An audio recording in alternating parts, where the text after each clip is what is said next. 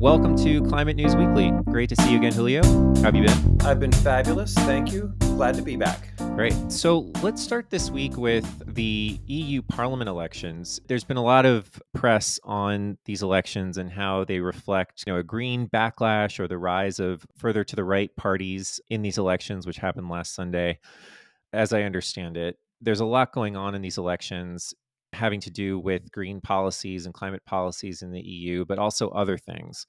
Julio, what is your takeaway from what we saw in the parliament elections in Europe? Right. So, for starters, the green backlash was real. And there's no polite way to say this. I mean, it just was bad news for the party. The open question is, what is the impact associated with this? Mm-hmm. I personally do not believe that we are going to see backsliding. I think the policies that exist are going to stay. Even though the Greens got hit pretty hard, the center-left parties did pretty well. It is also the case that what people would call nationalist or far-right parties gained ground for sure. They do not have a majority. They did not dominate everything. It is true that it will make it harder to pass new laws. It is the case that the narrative that we just need to go farther left and then everyone will like us, that just has not played out ever, and it certainly hasn't played out this time. Right. But this is not a Chicken Little moment either. The sky is not falling. Right. The legislation that exists is durable. The targets are durable. The plans are durable. So Europe will continue to make progress. Financial Times editorial board on June 11th published a sort of a recap of these elections, and there was one quote that I thought was notable. Policymakers committed to the green transition need to learn lessons. They must be finely attuned to the impact on consumers and ensure policies are well designed and communicated with help for those most heavily affected. More targeted tax incentives to reduce the upfront costs of, say, installing solar panels or switching to electric vehicles could accelerate adoption by businesses and households alike. So, if there's a silver lining, perhaps there are lessons for future policymakers to really double down on how to make policies work for consumers, for voters. Yeah, absolutely. Prices matter. All of these things affect consumers directly. And if they really believe that it's going to impact them, then they are concerned. And they don't have to believe that in Europe. That did happen. Prices went up. And some of that is Russia, Ukraine, but not all of it. Some of it is definitely tied to specific green policies. We saw this in France 7 years ago or 6 years ago with the Yellow Vest protests. We saw it again this past couple of weeks. Mm-hmm. Are there any particular policies, given this new balance of power, that may be repealed? It's a little early to know. One of Mm-hmm. the things that's interesting is in Italy already, the prime minister decreed that certain policies were dead, like they just were not going to do more rooftop solar, period. And I don't think there are particular policies that exist that are at risk. This has taken the foot off the accelerator. We know Mm-hmm. that in order to round the corner on climate, we need to do more, we need to go faster, we need to be bigger. That will not happen in Europe, not for a while. So, another story that is related to this is also from the Financial Times on June 4th. Europe's steelmakers risk missing climate targets despite billions in subsidies. So, steelmaking is responsible for, I believe, about 7% of total global emissions. A huge, huge piece of the emissions pie. The companies making steel, ArcelorMittal, ThyssenKrupp, Tata Steel, these are massive companies that are responsible, for significant, market share and also recipients of billions of euros in commitments in Europe towards decarbonization, although they can't actually be accessed until projects are actually under construction. And one of the primary challenges it appears that these companies are having is that the methods to produce greener steel, direct reduction of iron, using green hydrogen as in its most green instantiation is not yet possible because we can't make green hydrogen cheaply at the scale that we need yet. So what's a steel maker to do? Can they go faster? Are they just going to miss their targets and we're all going to have to be okay with that? How do you metabolize this news? Well, first of all, you have to parse this news. They are at risk for being off target. There's an aspect of this story that I'm like, why are you even reporting this? It cuts to the heart of a lot of these challenges in the hard to abate sectors. Steel is a hard to abate sector. Because the technologies have not scaled, because it's very expensive, because you have to build new infrastructure, because these are volatile markets with small margins. So, to your question, what is a steel maker to do? They're actually doing quite a lot. So, if I were to fault anybody here, I would fault the target setters, because you have to Hmm. build new infrastructure, you have to build gigafactories for electrolyzers, you have to get the permits, you have to do the front end engineering design. You have to train a new workforce. And then when you're done, even with the 8 billion euros of subsidies, your steel costs twice as much as what the market will buy. Yeah. Just to put these targets in context, ArcelorMittal, the steel group, their target is a 25% reduction in tons of CO2 released per ton of steel by 2030. And it expects that that will cost them about $10 billion and that state federal subsidies will pay for half of those funds that are required. They have not yet drawn down on a single dollar, of which I believe they have about 3 billion pledged so far. So Mhm. people are saying, okay, guys, here are the billions, get the shovels in the ground. And that has not been possible yet. We see the same thing on this side of the Atlantic here in the US, too, Yeah. where there's these big bags of cash that came out from the bipartisan infrastructure law, and there's these massive tax incentives that have come out of the IRA. And then everybody's like, tick, tick, we're on the clock. And the Hmm. people who do this are saying it takes 10 years to do this. Like, it just takes time.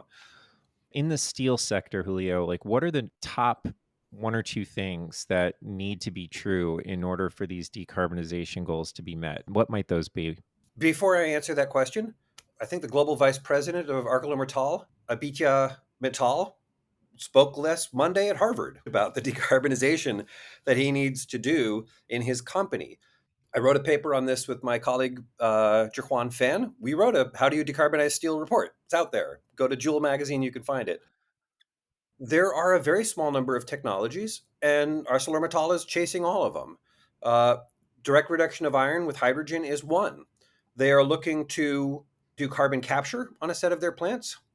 A third is Hmm. use biomass. A big part of the emissions and the energy that goes into steelmaking is from coke, which reduces the iron ore. And so it has a chemical as well as a structural as well as an energy role. It does all these things. You can make coke today out of metallurgical coal. They are trying to make it out of biomass, make high quality biocoke Hmm. as a way to reduce the carbon emissions. They are looking to electrify parts of their system with green electricity. And that's the full list. There is nothing more. Right. And the biggest levers are hydrogen and carbon capture. And they're chasing those Right. aggressively. It just takes time to do it. So, of course, they're going to miss their Right. targets. But if they hit these targets in 2032, that's a win. If they hit these targets in Right. 2033, that's a win. Like, I am more interested in seeing them making progress than hitting an arbitrary target done before the engineering was done. So, even though delaying a couple of years for a company like ArcelorMittal is not critically bad, we are also seeing real time climate impacts that are really bad. These were predicted, and this week we had a bunch of them. Yeah. In the Middle East, Hajj 2024 is the annual pilgrimage to Mecca and Medina. That pilgrimage starts on June 14th. That is the date that we are conducting this recording. The annual Hajj pilgrimage sees about 2 million Muslims from 180 countries who travel to Saudi Arabia. And this year it'll be particularly challenging because temperatures will be several degrees Celsius, perhaps 2 degrees Celsius above normal weather in those pilgrimage cities. So they have tried to take steps to mitigate these temperatures, including installing misting systems and water stations in all of the main squares in the two cities. And the floor of the Great Mosque in Mecca and the surrounding tents will be air conditioned. So Saudi authorities are trying to take steps to mitigate this. They haven't had to do this before. So the Hajj is risky because there are often a lot of people who have waited their whole life to do this. So people in their 70s or 80s are doing the Hajj, and it's going to be 111 degrees Fahrenheit. Mm. And you're outside for hours and hours and hours, and you're crushed in with millions of people. So the risks of heat stroke are profound. When people think about climate adaptation, they don't necessarily think about events like the Hajj, but they're like hugely important religious and cultural events. How do you manage that in an outdoor setting? It's tricky business. I'm glad the Saudis are trying stuff and like air conditioning the floor and these misting stations. That's grand. But this is clearly an interim strategy, not a long-term strategy. We're seeing a similar story in India.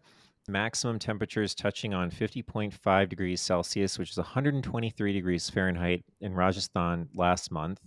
This is in the midst of India's election. In the Indian Express reported that at least 18 officials who were staffing polling stations during the last phase of elections died of heat-related issues. So, you know, and there are more deaths reported in other parts of the country due to the heat wave.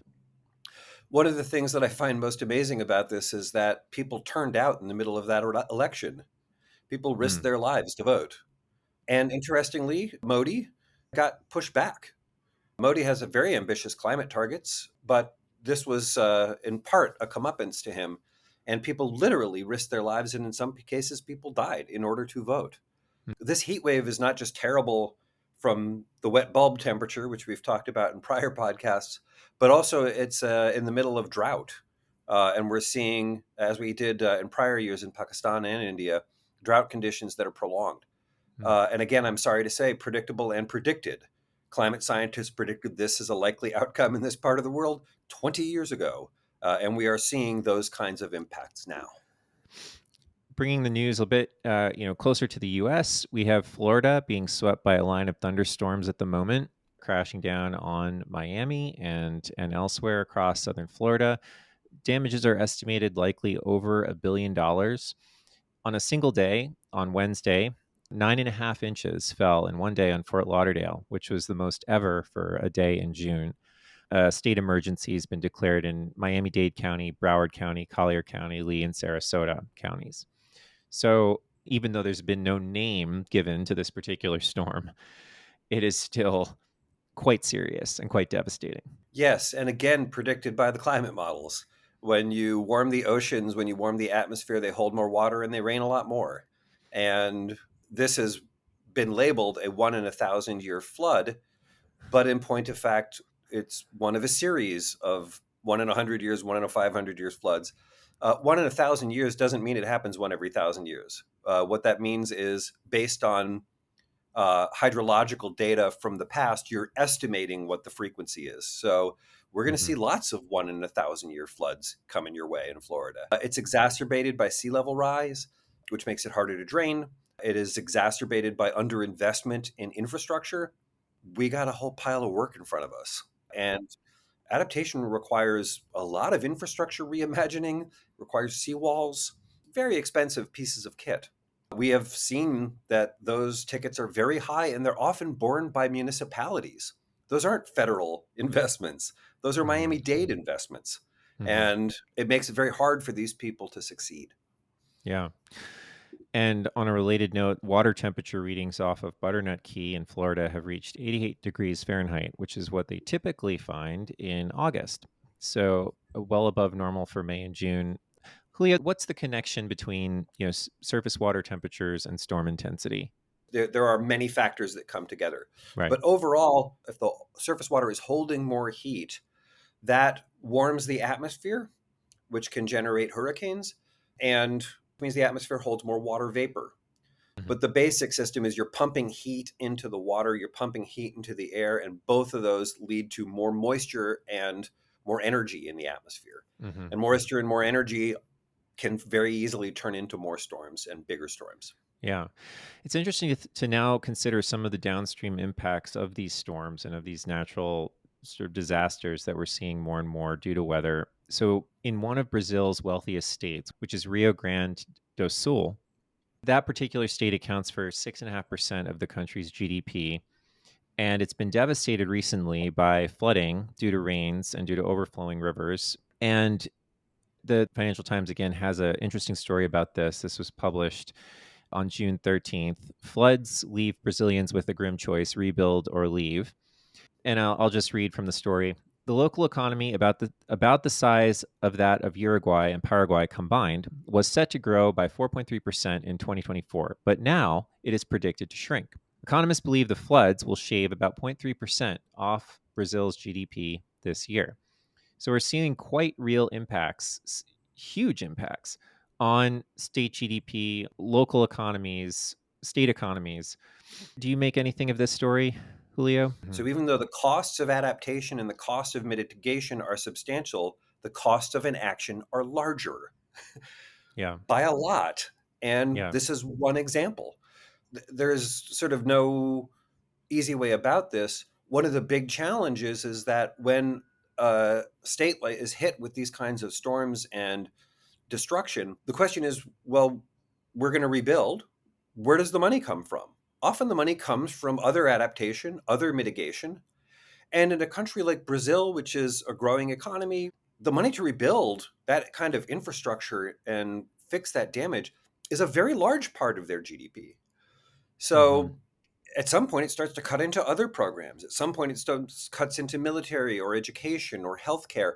And uh, this leaves politicians with very difficult choices. Hmm. And often it will mean that the climate mitigation part suffers. Yeah. And this particular set of storms here in Brazil really are quite massive. So the scale we're talking about is on the level of Hurricane Katrina, which ravaged the US in 2005. The article in the Financial Times does a very good job of actually making these economic losses real. So they talk to business owners whose employees have left or have asked to move and they can no longer sustain operations. So the pressure to do all the things we talked about earlier in this episode, to decarbonize, to enact policies that can accelerate our way to a better future, is only mounting. So, in the context of all of this grim climate news, one of the things that never stops is innovation. And one of the stories this week in Bloomberg was actually on an innovative insurance policy to help Indian women avoid deadly heat waves during work. These are often women who have to work in tin sheds 12 hours a day, whether they're doing garment work or some other kind of work. And if they're not in the shed, they don't get paid. They have no livelihood. It is work or don't get paid. And their health is very much at risk. It'll be 110, 120 temperature, wet bulb risks, all of these things that we've talked about before. In Ahmedabad, this led to really deadly work conditions. And the city had put an insurance policy in place.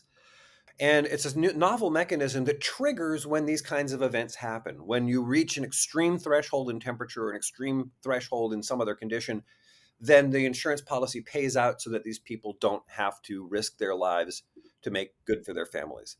I found this really interesting, and it Yeah. shows 22 districts in India. They were doing this pilot program, $340,000 in total, but it's probably saved the lives of 40 or 50,000 women.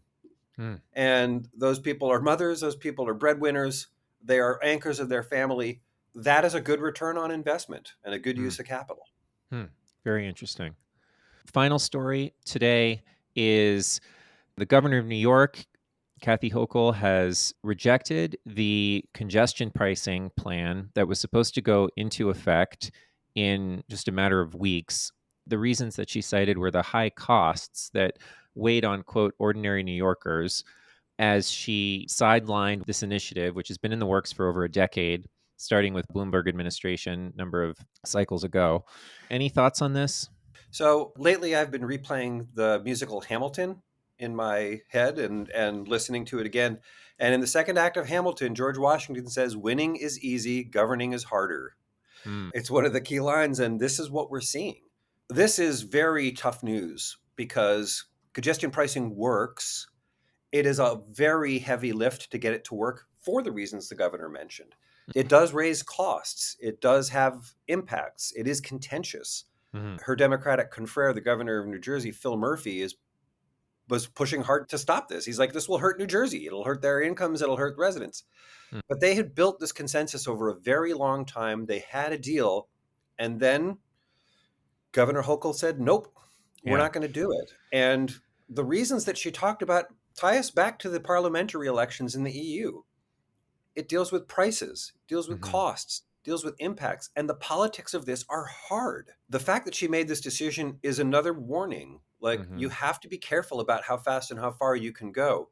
The Hmm. climate impacts we've been spending all our time talking about today show how urgent the problem is, show we need to move faster and farther. reveal the costs of inaction. And at the same time, we're behind on our steel targets, maybe. We've got this congestion pricing challenge. The elections show green pushback. We have to be clear-eyed about how hard this is. Hmm. So for me, the take home from this story is bumper stickers don't deliver votes.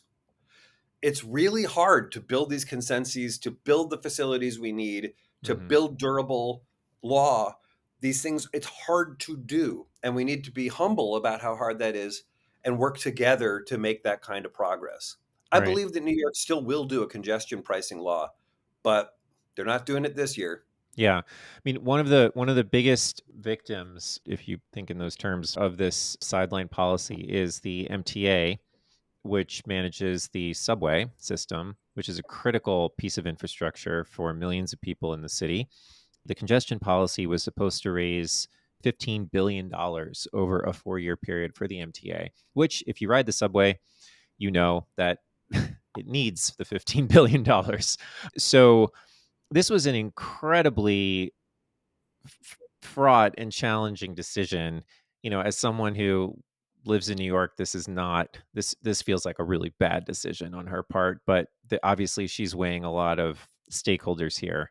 I'm hoping personally, and probably speaking for many, that she has enough pushback on this that she reconsiders, but who knows? Well, and it might happen after the elections. We shall Right. see. Right. That concludes Climate News Weekly for today. Julio, always a pleasure to have you. Thanks so much for sharing your wisdom and perspectives here.